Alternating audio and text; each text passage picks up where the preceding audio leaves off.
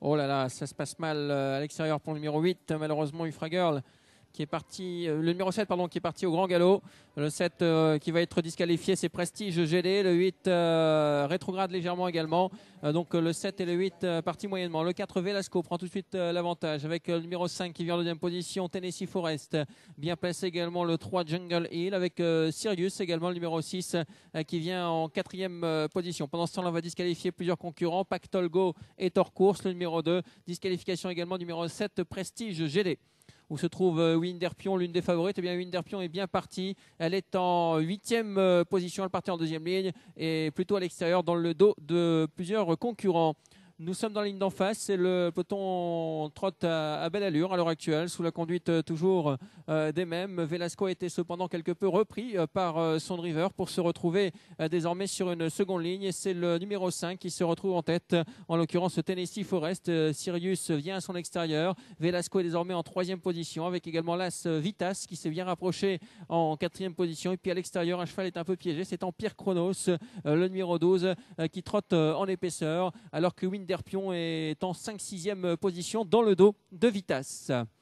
On va repasser devant les tribunes dans quelques instants. Empire Chronos s'accélère à l'extérieur pour venir pratiquement aux côtés du numéro 5 Tennessee Forest qui a l'avantage depuis pas mal de temps désormais. En deuxième position, nous avons donc Empire Chronos qui vient se porter à sa hauteur. Troisième, Velasco, le numéro 4 qui trotte le long de la corde, avec également le numéro 6 qui est bien placé, en l'occurrence Sirius.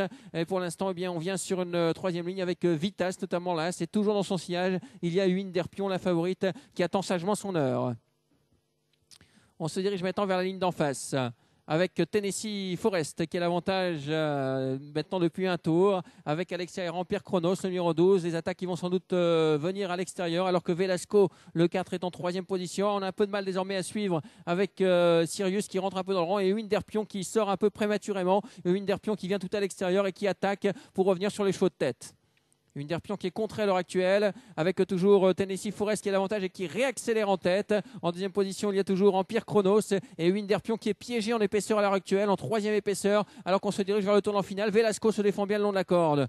Tournant final avec toujours Tennessee Forest qui a l'avantage, avec Winderpion qui est lancé à sa poursuite, avec Velasco le long de la corde qui a un peu de mal désormais. On va rentrer dans l'ultime droite avec Tennessee Forest qui fait un grand numéro à l'heure actuelle et qui va sans doute s'imposer. Winderpion est lancé à sa poursuite. On va sans doute assurer la deuxième place pour Winderpion car Tennessee Forest semble intouchable aujourd'hui. Tennessee Forest qui va remporter cette épreuve. Winderpion finit fort, attention tout de même. Tennessee Forest qui va s'imposer sans aucune inquiétude. Deuxième place pour Winderpion, le numéro 10. Et la troisième place en net retrait pour l'As Vitas. 5, 10 et As. Victoire de Tennessee Forest devant Winderpion et Vitas.